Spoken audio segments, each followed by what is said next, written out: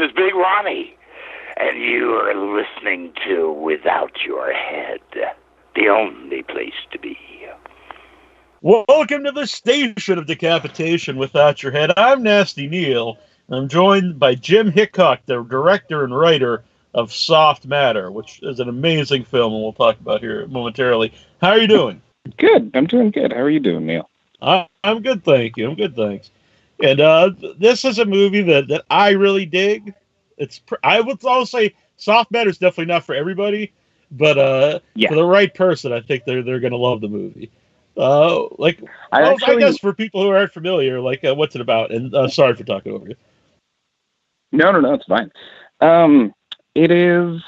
The quick synopsis that I give is that it's about two young graffiti artists who break into what they think is an abandoned hospice facility to stage a site-specific art show, and then get in there and discover that some scientists have been using the space to try to create human immortality by crossbreeding people with biologically immortal animals. And in the process, they've accidentally angered an ancient sea god who shows up to try to murder everyone with lightning. Mm-hmm. And I think the plot line isn't really what people will be like, oh, well, that sounds good or bad. It's really how the movie is made. And, that's... Sure. Yeah. That plot's like a little unwieldy. It's maybe one step more than you need for a tight log line. But it's definitely not. I think this movie's more icing than cake, probably. So along those lines, when I said it's not for everyone, was there any time when you're making the movie that I assume it's an independent movie, maybe no one tells you what to do or know what to do. But does anyone ever say to tone down like the weirdness or any like the special effects and whatnot? There were a couple things that I was trying to do that weren't possible in the time and budget that we had. We shot this whole movie in 11 days, and it was very cheap. And so there were a couple things where there's a room full of ghosts in the movie that was originally supposed to be a room full of water. And we were going to try to actually fill a room with water, and that, for logistical reasons, we weren't able to do. And I'm happy with the ghosts. I like the way the ghosts came out, but that's the biggest one I can think of. We were also we set several things on fire in the movie, and I don't know. You probably can't tell, but the last thing that happens in the whole film is us actually setting off the fire sprinklers. And then the fire department showed up, and there was the day that we were shooting us burning things, unbeknownst to us, there was a fire convention down the street. So a bunch of fire chiefs showed up, and a bunch of firemen showed up, and they got frustrated with us, and they had trouble turning the sprinkler system off. They got pretty grumpy, and they didn't actually, but they tried to charge us with arson, but it didn't stick, which is great because that's expensive. But we wanted to set more things on fire. I wanted to have a bunch of stuff set on fire. There's a giant TV that plays like a small role. It's sort of in the background of several shots, and I really wanted to set the middle of that on fire. There were a few other things. Those were the only big logistical things that got shut down. Yeah. So, what are some of the movies or TV shows that you like that kind of inspire your way of movie making? Sure, I would say that I didn't really get super stoked. I grew up, watching Ghostbusters and sort of movies that were in theaters, but I didn't really get super stoked on movies until I started learning about experimental filmmaking, and that's sort of what got me really into it, and just sort of the spirit of trying to find the boundaries of what a film can do and still be a film. And that actually carried me into discovering more like psychotronic B-grade movies, because I feel like in B movies there's a lot of space for filmmakers to take risks that they can't in higher budget films. And so a lot of my big influences are things like Frank Henenlotter or like the film Street Trash. That kind of stuff really kind of gets me going. Yeah. The Basket Case movies are amazing. Well, actually, all Henenlotter stuff is incredible. Great. And, incredible. And Stuart Gordon. Another one, yeah. Yeah, even that's still like shock. I went to see Reanimator not that long ago at a midnight showing, and I'd seen it a million times, but my friend that I was going with had not seen it before, and she was like kind of shocked at some of the scenes, and I was like, just wait, and when the head is going between the legs. Yeah. So it was like watching her for the first time for me again, because like just seeing her reaction was pretty amazing. That's the best. It's funny, you're sort of living in the trashier film world, and then talking to friends who mostly watch more mainstream films, and realizing that the things that you're excited about movies are things that most people don't know exist in movies or are a little upset by. Exactly. Yeah. It's a little off topic, but it's really weird because Kevin Van Hentendrich from the Basket Case films, he's now a stone carver in like this small town in the Catskills. And every summer he has a free. Yeah, it's amazing. So we had him on the show, and every summer he has like a free training class for like a week. And so we have to go and learn stone carving with Kevin Van Hentendrich, and no one there knows him from the movies. They just know him as like the local stone carver. I'm sure that's why he lives there. Yeah, probably. So of course I carved Vallejo on a stone. And brought it home. Wait, did you show up and were you like, I know who you are? And he was like, oh, one of you. Yeah, well, we had him on the show first, and so he was very cool. Oh, okay. But yeah, it was weird though because no one else around. It's like it was a really wide range of ages. It was like little kids and then like elderly people, and none of them knew who he was besides the friend. That's amazing. Stone carver. Yeah, just their friend. Another movie when I'm watching. Yeah, for more recent stuff, when I was watching stuff that I thought about when I was watching Soft Matter. So if like fans out there like maybe the Greasy Strangler or Tim and Eric, I think had kind of a similar vibe. Yeah, we've gotten a couple of comparisons to Greasy Strangler and Turbo Kid. That's good. Yeah, sort of a brighter, more unhinged movies is sort of what we're getting compared to, which is great. That's a world I long to live in. Mm-hmm. Do you have what are some of the favorite scenes people have? Because just when I was watching, I've been writing down notes of lines that I liked and just little weird visual things. There's so many. I can tell you my favorite is roughly the same as Jaws 3. That's my favorite moment in the whole movie, I think. I mean, watching it with audiences, it's funny. They react at different things than I expect them to. The animated sequences tend to get a big response, which is funny because I always forget about those. Trying to think what else gets when the sea god sort of first appears. That's a big one too. When there's a sort of a face in the mop bucket, and the dance sequence people respond to. That's another, much like the movie as a whole. The Mr. Sax's dance breakdown is a thing that people either are like, oh, that's incredible, or they're like, why does that go on for so long? Yeah, that's usually the response I get for if I recommend certain, like Greasy Strangler, for example. When I first watched it, I was like, oh my god, this is so, and I would tell people to watch it, and I'd either get, they'd be just like me and into it, or they'd just be like, why the hell why would I want to watch that? Or I had to turn it off, or it's either complete hatred or love.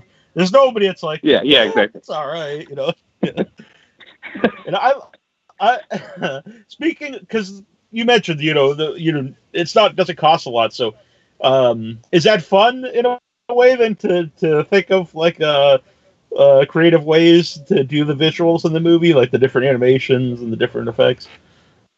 Oh yeah, I love that. I'm like pretty committed to trying to do things old school. Like CG, I think is very smart and good used in certain ways, but I don't think that a CG I've watched several huge budget movies in the last several weeks, and you'll see like a CG bull or something, like an animal that we have that exists, and it'll walk around the set, and you're like, that's clearly made by computers. But I think it's great at if you need dust to fill a space. I think CG is awesome for that. And so, there's some CG in this movie, but most of it's pretty invisible, and everything that you see is pretty much hand done. So a lot of it is practical on set, which matters a lot to me. I like to, our creature, our sea god it's just makeup on a dude. And, there's a lot of puppet creatures and stuff. And then the lightning is all hand drawn. We took a lot of references from like Bill and Ted and Big Trouble in Little China. Sort of that era of lightning is our main sort of inspiration for that. So that stuff is all exciting and fun. And then the Sea God backstory I had just written in the script. I was like, it's animated out of trash. And then I just, because I figured that would be cheap. And then we sort of figured out what that actually meant in post when we got around to animating it. What was that process like to do that? It was super fun. We turned my whole living room into a little, I'm going to say studio, but really it was like an 8th grade art classroom. It was me and 3 of my friends / collaborators, and we just sort of, we took what do you call them, action figures, and repainted them and reshaped pieces with clay, and we made all those backdrop pieces out of cardboard, and we made the shadow puppets and stuff, and then we would sort of capture everything individually. So a lot of that, some of it is stop motion, and a lot of it is just sort of things we shot and then composited together. And I composited all in Final Cut 7 because I'm not smart about computers, and then ran it onto VHS tape and back so that it would look like it was on VHS tape. Oh, that's pretty cool, actually. A little known fact actually about this show, because we actually predate podcasts. We started in 2005, and the first, I think, 6 episodes, my former host, because at the time there was there was no programs to record all this. Now you can find any sites that do podcasts and whatnot. And he used to the first, I think, 6 shows we recorded to VHS, and then he would rip the audio off to VHS, and then we would upload the WAV file, the WMA file before the MP3, and it was a big long hassle. Yeah, that sounds like a huge pain, but also beautiful. That's the funny thing about stuff like that, where there are a few times that we go to VHS in this movie, and all of them we made video, and then I transferred it to VHS and then transferred it back to digital, which, there are plugins and stuff that you can do that look pretty good, and honestly, almost no one is going to be able to tell the difference. But to me, I'm like, no, it matters. Yeah, I agree with that. I do. Well, I'm maybe not the typical, movie watch whatever, but I think you can tell when a movie just does have the default lines and scratches to make them look old. You're like, it's, they just put it through. They just hit a button. I think a lot of us who, probably your audience is made up of people who would be able to tell and might be mad. But I think a lot of film going, I'll go see movies with my friends. I'm trying to think what I saw recently where the aspect ratio changed throughout the movie, and my friends didn't even notice that it was happening. And I was like, what's going on here? I feel like there's a lot of things that if you're not super literate in film, you just sort of accept as feelings that you're having. Right. So, I'm just going to read some of the notes I have here. Turn off the old man. That's one of my favorite quotes in the movie. And then I'll just read a couple because I don't want to spoil the movie. Go on. I'm a pretty firm believer. I mean, I know this is an unpopular opinion, but I'm a pretty firm believer that if you can spoil a movie, it was never a good movie to begin with. I don't care about spoilers. Yeah. I guess it is. It would be an odd movie to spoil. It's Yeah. I don't know what you would do that would spoil. I mean, especially this is, it follows a pretty standard horror movie format, right? When people are like, what happens in the movie? It's like everyone dies except one person. So there you go. Right. If that's going to ruin the movie for you, then like maybe horror isn't your genre. Okay, yeah. As someone 2 years ago, I spent a lot of time in the hospital. Got very sick. I won't go into that, but I did like that. You have someone drinking out of a urinal from the hospital. It's like this purple goop out of it. Oh, I'm so glad you caught that. I thought that was so funny on set, and no one who has seen it has been like, "Isn't that for peeing into?" We super lucked into that.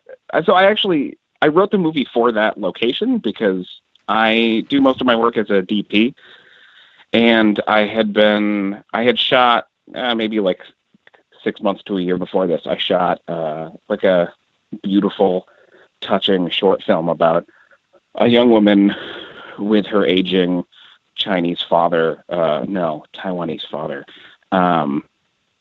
and them sort of dealing with him getting older and her wanting to put him in a home, and him being like, well, traditionally in our culture, we move in with you. Anyway, it's like a beautiful short film about people and their feelings.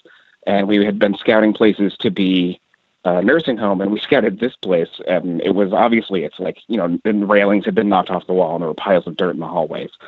And we were like, and it looks like it doesn't look, even if you cleaned it up like it would have been for people with money, it looks like it's for sort of underserved populations. And so we were like, oh, there's no way this will work for this. And the guy who was showing it to us, who owned it, was like, but what you should really do is make a horror movie here. And I was like, challenge accepted. So I wrote the movie for that space, and it was slotted to be torn down, which is why that and money is why we did it so fast. So it was sort of from starting to write to having an edited film was, I want to say, 4 months. It was super fast. But we got super lucky because the building was slated to be torn down. It was actually an old hospice, and it was still full of stuff. So like all those beds, all the medical equipment, all of that little portable urinal, all that stuff was just in there. Also, a fair amount of the set dressing is actually from people who presumably passed away in that facility. It was a weird, dark space to be in. Yeah, I was going to ask, did it have like any type of, is there like a vibe to that? Like, it was spooky. Mm-hmm. It was definitely haunted, and it was definitely unpleasant to be in, and there was a lot of mildew. Half my crew was wearing breather masks the whole time. So the day before we started production, the city shut down all the utilities. They had been just running nobody was paying for them, but I think maybe because nobody was using them, there was no draw. The city hadn't bothered to shut them down, and then we were in there doing pre-production, and the day before they shut off the water, they shut off the electricity, and we were like, oh, that's going to be an issue. And the guy who plays the shut off the old man guy, that old man, was actually a dude. He works for the guy who owned the building, or worked at the time, and was sort of our like handler in the space, and was awesome. And he showed up. So if you can imagine that particular dude sort of running around and being like, "Oh man, I'll take care of this," and he disappeared outside. We were working in the building just with windows open for light, and suddenly half the lights came back on. And he walked into the building just drenched in sweat and holding a melted screwdriver and was like, I shunted it back together. Don't worry about it. He had gotten the emergency power back on. So half the electricity was on, but still the water didn't work. And it was not a pleasant building to be in. I thought you were going to say like he was like an old patient that just wouldn't leave. He was still there.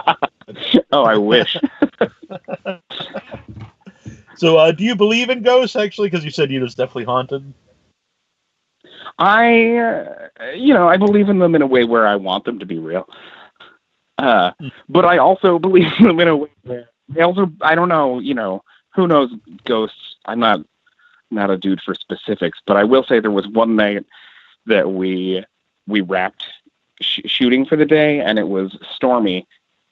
And I thought, there's thunder and lightning happening. I should run back into the building after we've finished and grab the camera and just get some shots of stormy nighttime, because, you know, that's awesome to cut into anything. And there are parts of the movie, like if when the sea god first appeared, we cut outside and there was actual lightning happening behind the building, that'd be great to have. So I drove back after we'd finished, and I walked around, and because the building was shut down, we had to board it up every night. So we were screwing boards over, there were boards over all the windows, which we didn't really take down, except for the one scene where in scene they take down a window and take down a board and smash a window. And it was the day we had shot that, and I walked around back, and that window, we hadn't boarded it back up at the end of the day. So I was like, I'll go in, I'll reboard this, I'll get the screwdriver, reboard this window, I'll get the camera. And I took the boards off the door to get inside, and I walked in, and I heard like thumpy footsteps and weird buzzing noises. And I sort of looked down the like wet, dark hallway, and I couldn't see where they were coming from. And they sort of sounded like they were coming in from one of the rooms. And I walked into the room, and they sort of moved back out into the hallway. And I was like, I don't need to be in here anymore. And I boarded up the window as fast as I could. First, I went outside and sat in my car, and I texted all the producers, and I was like, will you come help me board this window, because I don't want to be in this building? And none of them responded. And then I went in and I reboarded the window, and I just ran. I didn't get the shot because I was terrified. It was definitely full of something. Mm-hmm. Besides the melted screwdriver, was there anything else that was like maybe dangerous while you're filming? Well, there was a series of, I don't think we made it for a single day without having some kind of minor disaster, because the electricity and everything got shut off the day before we started, and then day one it started storming pretty bad. It was storming for a lot of the production, and the whoever owned the building had been piling up dirt in the driveway. So as soon as it started raining, all the water started rushing in to the side door, and half the building flooded on our first day. So there's a bunch of stuff that we shot. The stuff where there's a shot where the Grist, the dude scientist, is washing dishes and stuff. And while we were shooting that, the building was flooding, and we had him walking on sort of small plastic crates so that he wouldn't be stepping in the water, because we had electrical cables running through it. That stuff was a little terrifying.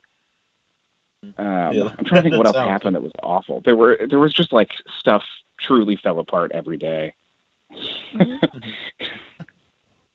So how about casting the movie? Was it I don't know, are some of the people like friends of yours, or how did the casting go? Casting was awesome. It was I am very bad at casting. I prefer to mostly work with people who I've worked with before and who I like working with.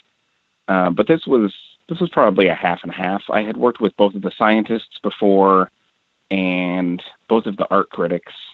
I hadn't worked with either of the graffiti artists before. I found them. We cast a wide net. They both came in from, I want to say, Ruby, the person who plays Kish, the main lady. I think she came in from Houston, but she lives in LA now. And Devin, the guy, the tagger haircut, I think also came in from Houston or Dallas.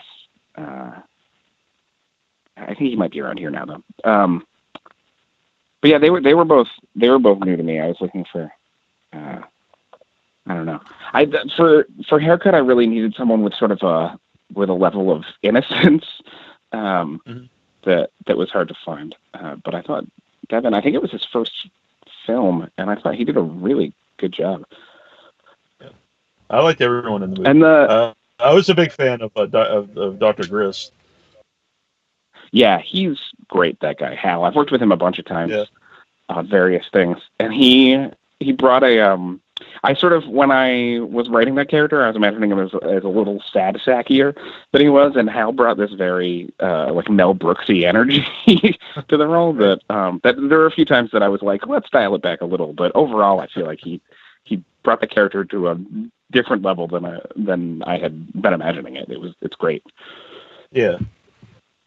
I'll actually be interviewing Ruby later on tonight from the movie. So what would she like to work with? And was it always in the script? You're interviewing the mustache? Yeah. She was awesome. She's like very dedicated and was super down. She definitely, you know, we did the interviews, and I was like, I'm looking for someone who is going to be cool, but also she's like very supportive of haircut for no reason. That's, you know, it's just like they're friends, but it's not. I don't know. She's like really trying to help them out, and also she has to be kind of badass, and also she has a mustache, right? And Ruby showed up and was like just fully on board with all of it, and was cool to like take bumps. She's ex army, I want to say, and was like, yeah, like throw me wherever. I don't care. Set me on fire. Anything is fine. Which was awesome because, you know, we're also in the movie, we're like setting off fire extinguishers indoors, which I don't know if you've done that, but it's a terrible experience. I made her do some real dumb stuff. She was fully down for all of it, which was great. Yeah.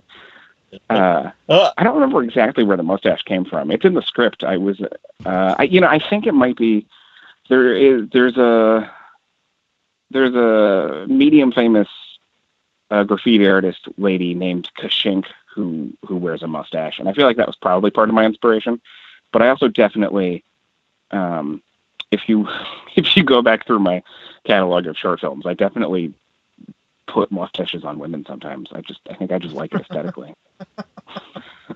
Well, that's very interesting. That was kind of a weird question because you said she took bumps. I always I'm a wrestling fan, so I always consider wrestling terminology taking bumps. But is that also in movies? Take that for stunts. No, I just also am a wrestling fan. I also refer to the movie world as kayfabe, and nobody knows what I'm talking about. But it's a lot of the wrestling terminology just sort of makes sense in the film world. I agree 100%. Yeah. Oddly enough, I do a pro wrestling podcast on Tuesdays, and then the horror one on Thursdays usually. That's awesome. I had initially tried to. If you read through the script, the fight scene at the end, I left very vague. But I had imagined it being pretty different than it is. But I had left it very vague, but except for I had written in one, I had her doing like a splash off a table. I wrote in like one or two wrestling moves. Because I really, for me, a thing that I really enjoy is when movies that aren't about wrestling throw in a wrestling move in a fight scene. Yeah, so I was trying to do that, but like over the last few years. Mm-hmm. I know. It's great. But my fight choreographers were like, no, it's going to be very stiff. I was like, okay. Yeah, because it seems like I'll be watching a TV show and like a guy will like do a clothesline or drop an elbow, and I'm like, that's not like a real like fighting thing. But like someone will do a stunner on someone, and you're like, no. Yeah. All right, exactly. So, just real quick, how long have you been a wrestling fan? I mean, to varying degrees since I was a child. Sure. You know, I grew up in sort of in the Macho Man, Jake the Snake era. I was like sort of passive. When I moved to Austin, I sort of reinvigorated myself. There's actually a pretty vibrant. I know this is super off topic. There's a pretty vibrant indie scene in Austin. We have 3 or 4 pretty big promotions. So I go to local wrestling pretty often. That's cool by me. So, by the way, Bruno Sammartino passed away today. So rest in peace to Bruno. Oh, living legend. Well, a lot of legend. Yeah. Yeah. As you said, you watched the movie with audiences. So did you play at festivals? No, I've watched with some small local audiences. We are starting our festival outreach now. I think we have one in Chicago that I should have looked up when it is before we started talking. But we're playing at one festival in Chicago for sure, and there are a couple that we're still out for consideration at. But we honestly haven't done a huge festival push because we already have distribution. Right. Yeah. So it's like we know that on May, and I also don't know if festivals would be pumped about this, but on May 2022 we have a street date, so we're going to be hitting a few online platforms and a video rental store. You know, so it's like I don't know. I could be doing a bigger festival push, but I haven't been. Mm-hmm. Well, it does make sense because a lot of times it is to find distribution. And I probably should have mentioned that to begin with, that it is coming on May 22nd. You'll be able to get it on video on demand. Do you know which platforms or the typical ones? Again, I should have done better research on this. I think we're on Xbox and Amazon, and somebody had mentioned something called Vudu, but I don't know what that is. But not to undercut them in any way, I'm sure they're awesome because they want my movie. And I just heard that we're going to be at Family Video, which is now that Blockbuster is defunct, the biggest video rental chain in the U.S. I don't know if we're going to be in all of them. I feel like they have hundreds of stores, so probably not. But we'll be in at least some of those. Yeah, I don't have any video stores around me, unfortunately. But it's definitely how I grew up watching. No, I think just a red box at the grocery store. That's about it. Sure, which is something. It's now I feel very lucky in Austin. We also have two super vibrant video stores. So we have I Love and Vulcan, and they're both great. Oh, so you're in Texas? Yeah, I'm in Austin. All right. I'll be in Dallas in a few weeks for Texas Frightmare. I don't know if for Frightmare, right on. Yeah. I was just thinking about trying to get out there. I'm not sure if I can because I have a reading like a day before, but I might try to get out there for that. Yeah. The thing about Texas, it's if something's in Massachusetts, that's where I am. It's like it's not going to be that far, wherever it is. But Texas, it's like just because you're from Texas, don't mean you're like you're near anything. Oh, so I remember the first time we went to Frightmare, we were going to go. I forget where, some place that they filmed something for Texas Chainsaw Massacre, but it was like a 4-hour drive. The one. It was like if I drove to New York or something. Yeah, exactly. Right. I like the score in the movie too. The who did the score, like the synth sound, which is definitely making he's a good friend of mine who lives in Colorado, and I don't see him as often as is implied by good friend. I wish I saw him more, but his name is Kevin Phillip Williams. He'd never done a movie before, but he has a few musical projects, and one of them is called Yoga Lunch, and it sounds much like most of the score. So I was like, when I was editing, I sort of needed temp tracks, and I pulled a few of his Yoga Lunch tracks, and I emailed him, and I was like, yo, can I use some of these Yoga Lunch tracks in this thing? And also, would you be comfortable making more of this kind of music for a bunch of it? And he was like, yeah, great. So he did everything that's sort of, because my goal was to find that was sort of halfway between soap opera and like a Goblin kind of, or like a John Carpenter, Mm-hmm. And for me that sort of fit the bill. It's sort of like electronic and droney, but very crunchy, and it fills a lot of space orally. And so I got pretty excited about it, and he agreed and did the whole thing. And so there's probably 4 songs in there that are from bands that he and I had years ago when we lived close to each other. So there's a bunch of songs that are him and me, and then all the score is him. But he'd never done a movie before. Oh, that's cool. I assume did you have the song, the musical track when Mr. Sax is dancing?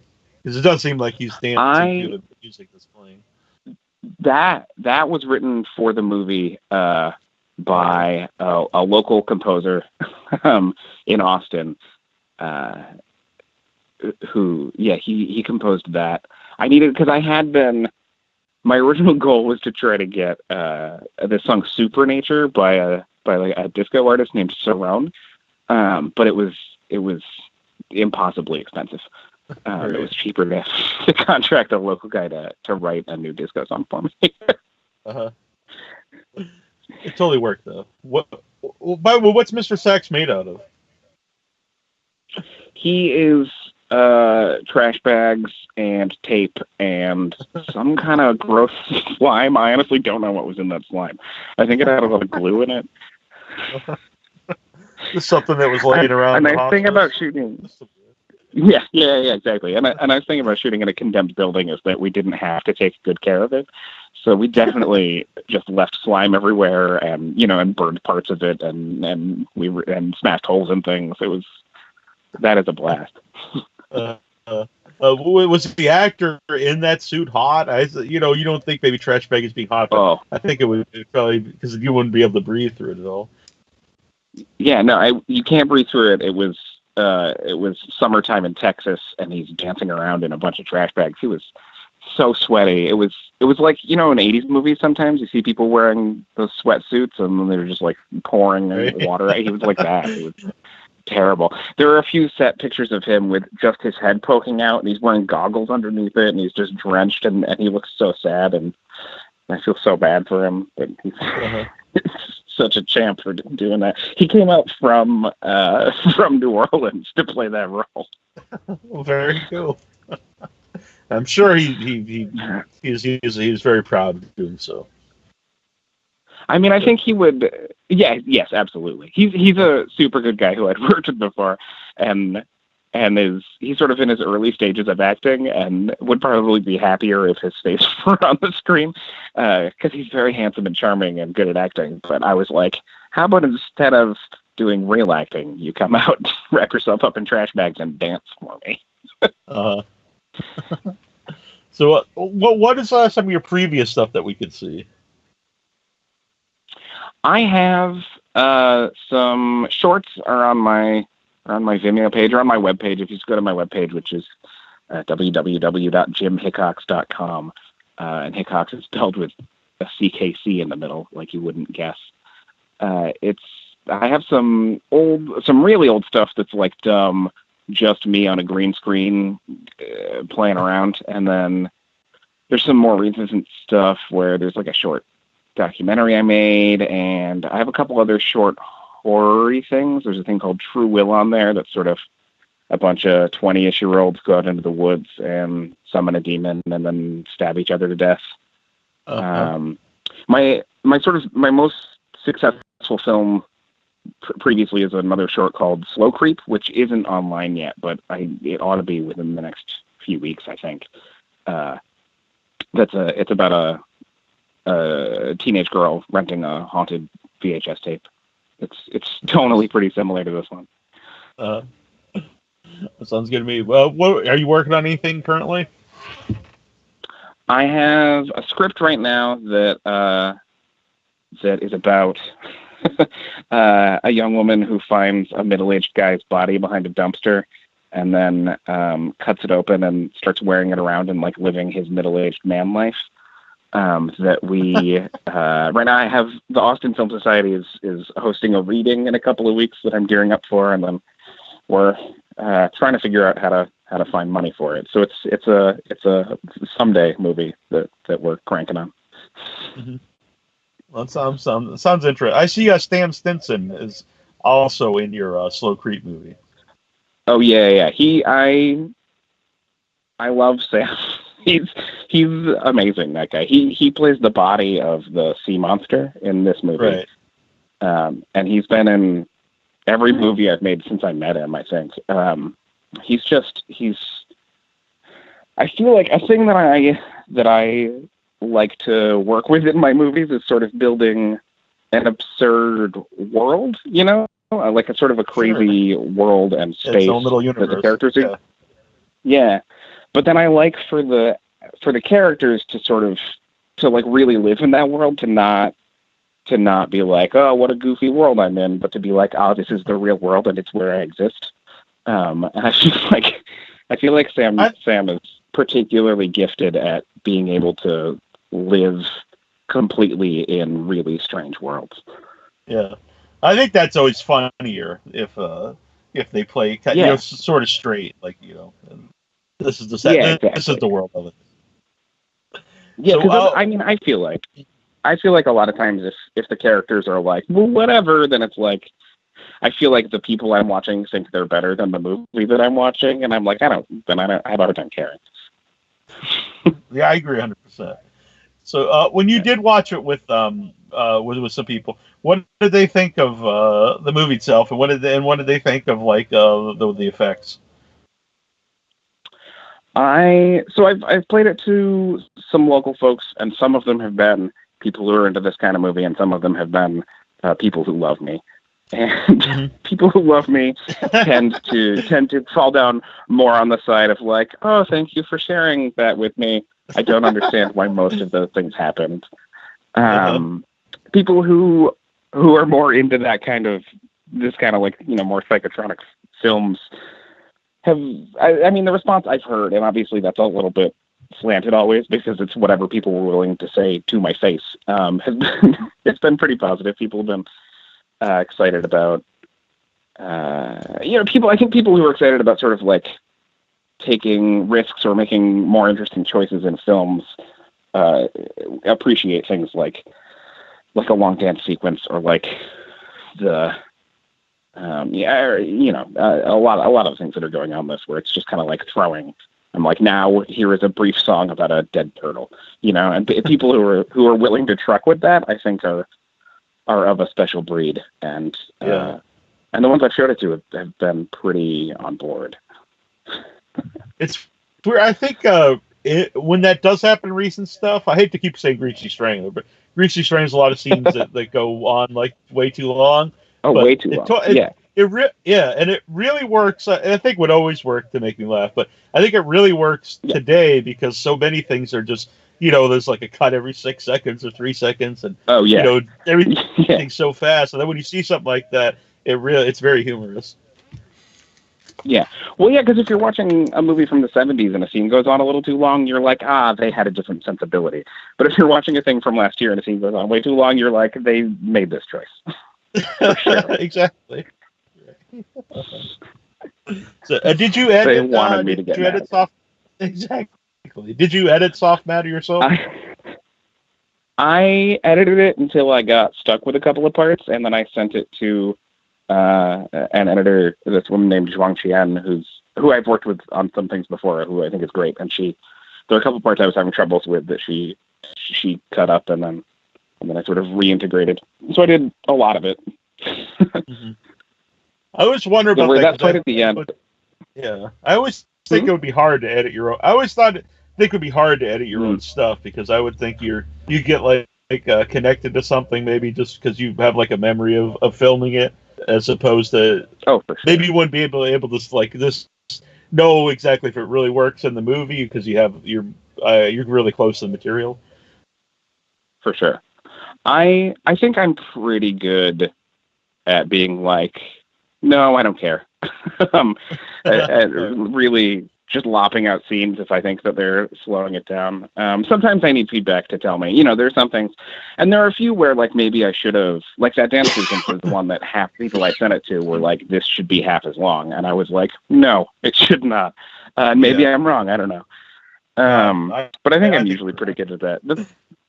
The thing that makes it maybe easier and maybe also sometimes harder that I do is I shoot almost no coverage when I'm directing. I'll shoot things from, a lot of times if like people are eating a meal, you'll shoot like a wide for the whole conversation and then 2 closes for the whole conversation and then second takes on things. And a lot of times I'll be like, all right, we're shooting a wide for the first 3 sentences and then I'm just shooting this person's close when they say these 2 sentences. And you know what I mean? I will shoot. Yeah. And I'll shoot things once if they seem like they went fine the first time. I shoot almost. So when I'm editing the movie, there aren't a lot of choices to make left usually. Is that because you have it in your head how you want to edit it while you're filming it? Yeah, basically, once a thing is written, I feel like I know pretty much how I want it to play. And there are a couple of times when I've been like, oh, I wish there's one moment in this movie where I wish I had another angle on it. And there's like 1 or 2 moments in other movies I've made where I've been like, oh, I wish I had one other thing. But on the whole, it hasn't really bitten me too hard that I just don't bother to do that. And it's faster. And I don't have any money, so that's what I do.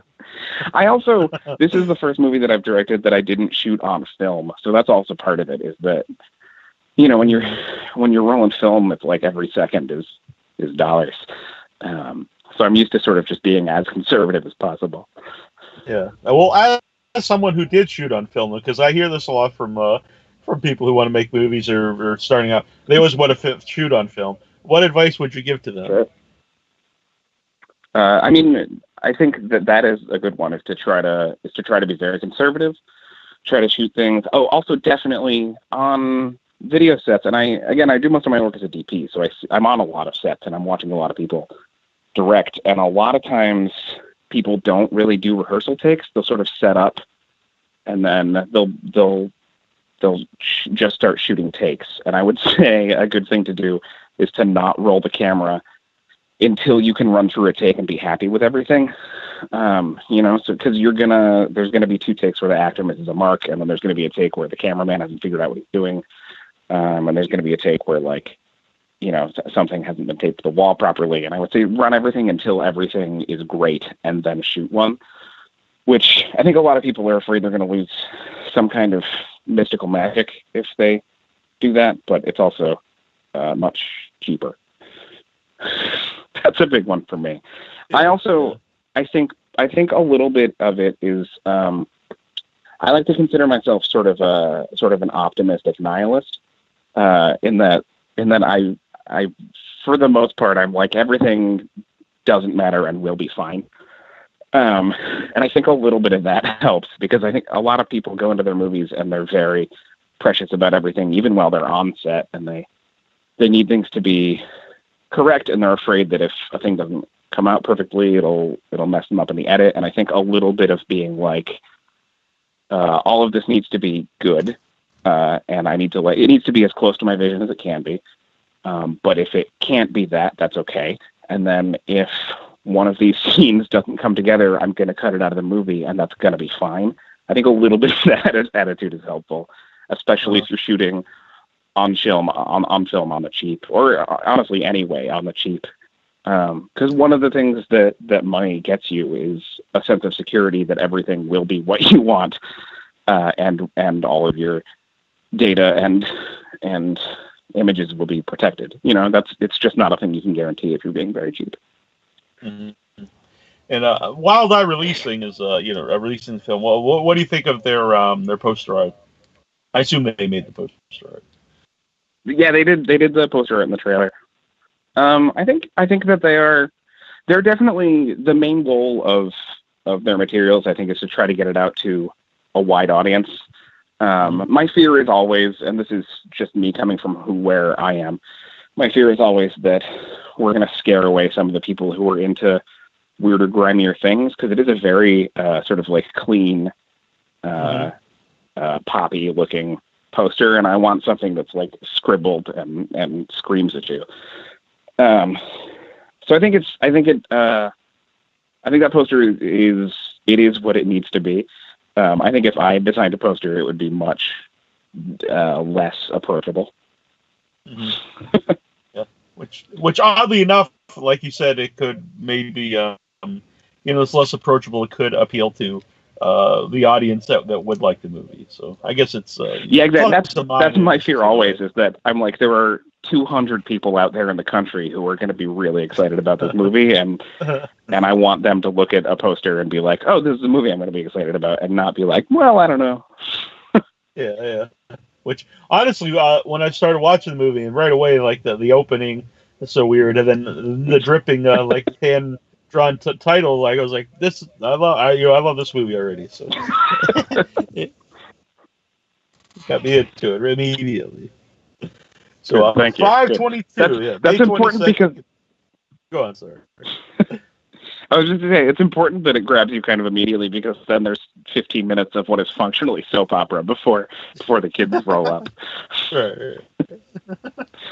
And I just want to say, Jason, who does our written reviews on the website, he gave a really great review, and he's very honest. I loved it. Oh, cool. And so he told me, he was like, Neil, this is one I know you're gonna really like. So I was like, oh, okay. So yeah, he really got me into it, and he built it up for me, and it lived up to his hype. Oh, good. That's amazing to hear. Yeah. So 5/22, it's gonna come out. I hope people check. I do think a lot of people listen to the show, especially, will dig it. Sure. Yeah. I feel like your audience is probably the audience I want to have see the movie. Yeah. And did you keep any of the things like the sock puppet or the crab claw hands? A bunch of stuff ended up in my storage unit, and I'm not even sure what's there anymore. I know a lot of the miniatures from the animation are in there, and a few props are in there. A lot of that stuff sort of disappeared with my production designer. Not that he's gone; he's still around, right. but he's a little bit of a ghost. Right, like I really need this sock puppet. Years from now, I'm going to sell it on eBay. Yeah, exactly. I hope so. I hope we're popular enough to sell props on eBay someday. Yeah. I hope so as well. Well, I really had fun talking to you, and you're welcome back on the show anytime. Fantastic. Thank you for giving me a call. This is Kevin Van Hentenryck, and you're listening to WithoutYourHead.com. And if you lift the lid of the basket, you die.